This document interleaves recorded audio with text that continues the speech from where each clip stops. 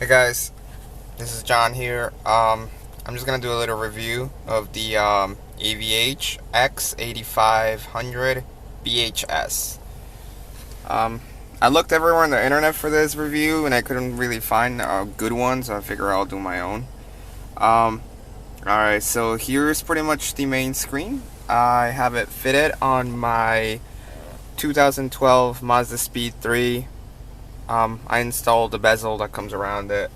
You can't really see much just because this light sucks ass. But alright, well, here's pretty much the main unit. Whenever you turn the unit on and off, you're pretty much gonna start on that screen right there.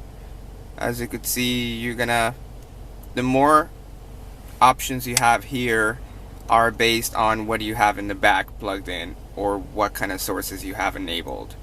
Pretty much, if I don't have an SD card in there, the SD card icon is not going to show. It's just going to be grayed out. As you could see, there's Bluetooth audio. Alright, this camera focus sucks. Let me see.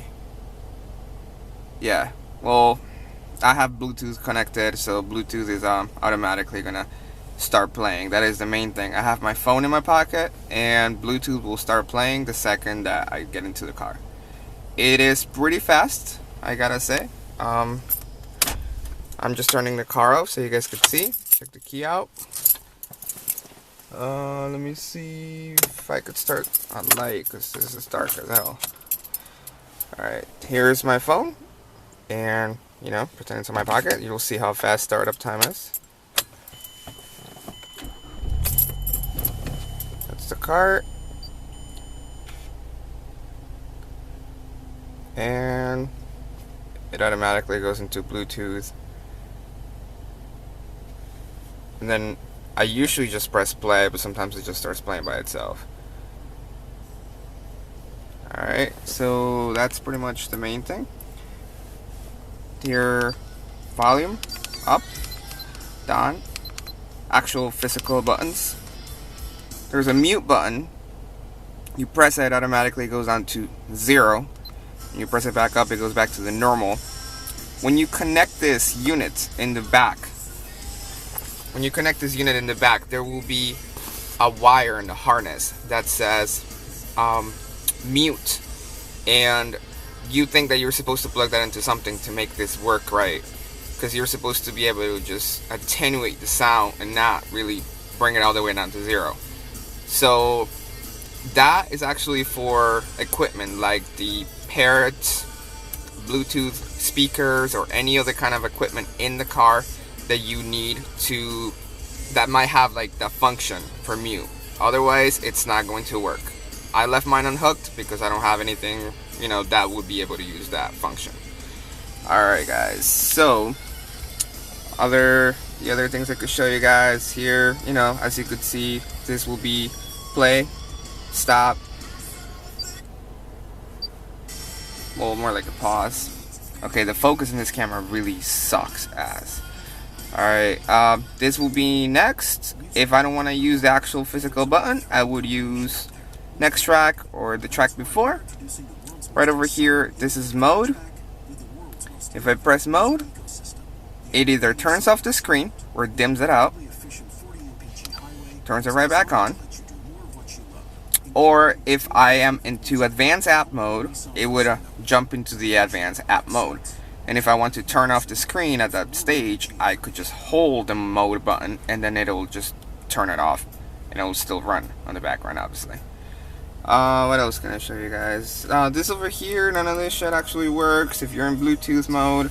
If you're in Bluetooth, you cannot also use the little search feature, so you kind of just play blindly.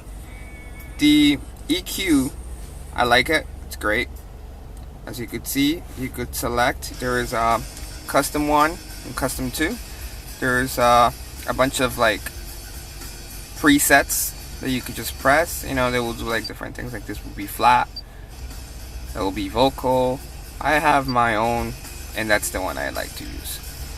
Took a little pause in there just to see if I could focus this a little better. Alright, so this is the home screen once again, in case it was too blurry in the other video. This is digital radio. The screen, by the way, it's actually not like the iPhone that's all shiny and reflective. It's more of a matte, you know, a little bit of a like a dim screen. So, you know, if you're looking for that app radio screen, you're not gonna get it here. They could have done a better job with that. Other than that, I have no complaints. The app, the whole interface is great. This is the main radio thing. You get that. You actually get the names. This thing's pretty good. It has HD radio built in, but it goes in and out, so it's kind of annoying a little bit. As you can see right there, it says blending. That's digital auto. So if it picks up the digital signal, right there it says HD digital, it's available. And see how I have it on analog? It'll just sound, analog is pretty much the crappy cousin. If I hit that, it'll try to blend both signals into one and make it nice and clean. But whenever you go into a place where you don't really have it, or you have like an in and out version of that, it is pretty much going to just start going back and forth, and it's just a very, very annoying shit. You're probably gonna turn it off, because I have it off myself. I don't even know why the fuck it's on. But anyway, this is pretty much what you get. In Connecticut, you know, that's the radio station right there, right over here. Nothing really special. If you press this, you got the option to set certain things to favorites, you know, have like certain settings as favorites. I don't really use that, as you could see. It's telling me that Bluetooth is actually connected right over here, you know, but I'm not in Bluetooth mode, and that's the signal ratio, signal strength that I have connected to the iPhone. I don't really listen to radio, as you could tell, so, because radio sucks. Digital or not digital, it fucking sucks. I hate commercials, I hate all of it. So, alright, this is the next thing that I'm going to explain here, will be the disc part of it. Alright, when you hook up this unit, it actually does not allow you to view anything. It kills almost all the features while you're driving. The wire harness that comes with the thing, that comes with the unit, is going to tell you that you're supposed to wire this thing to the parking brake, and then whenever you do this, it'll actually, you know, start complaining and say that you need to set the parking brake on in order for you to use the unit. Should be able to use your GPS app, which you cannot if your fucking parking brake is not on. For that, you go to Amazon and you look for something called a micro pass. Pretty much the way this thing ties up is nothing really gets connected to the car's e-brake. That's what you're trying to avoid. No touch to the e-brake, otherwise the car will, you know, signal something to the head unit, and the head unit will pretty much be, you know, all screwy. You press this little Windows looking logo, go back to the main screen. Once you press disc, you're gonna see it's gonna read the DVD. There is a ton of formats supported on this thing. So whenever you know, if you want to burn a disc or something, see, this is the thing it'll tell you. You're not supposed to, and by the way, if you live in Connecticut, you're not really supposed to do this shit, because it's fucking dangerous and it's very illegal. So, I'm not telling you to do this shit. If you do this shit, you're on your own fucking own. I'm not really responsible for any of this shit. Alright, so, once you press OK, the movie will start playing. I have the Italian Job in here. If you press the thing, it's pretty awesome. It'll actually, you know, show chapters, any part of the movie that you want to watch. Once you tap it, free access to the screen. It's absolutely awesome. Nothing, you know, gets in the way. There's no buttons, there's no nothing. If you press the thing again, you can change the speed, bring it to the menu. It's actually very fast. So I don't want to watch this anymore, so I go over here. So then the next thing, I don't have USB and USB 2 enabled. In the back of this head unit, there is 2 USB ports. If you're going to have advanced app radio, you're going to need to use this one, which is the bottom one. It's going to be right technically where this digital radio is, on the other side, the bottom one. There's 2. Bottom one is the USB 1. If you use the top one, it's not going to work. Any kind of firmware updates that you do, it's going to be through the bottom one. Remember that. Pandora, it is probably the biggest piece of crap app in this head unit if you have it. It'll work on your phone, but it will not work on this fucking head unit. I already emailed Pioneer about this. I don't know if there is anything going on. Latest firmware update already on this thing. My iPhone is already updated to the max, not jailbroken, and it's still not connecting properly. Alright. Next thing. I have an SD card. I have it enabled. It's right over here. It'll tell you that. I'm not really sure what it is, but I don't really care.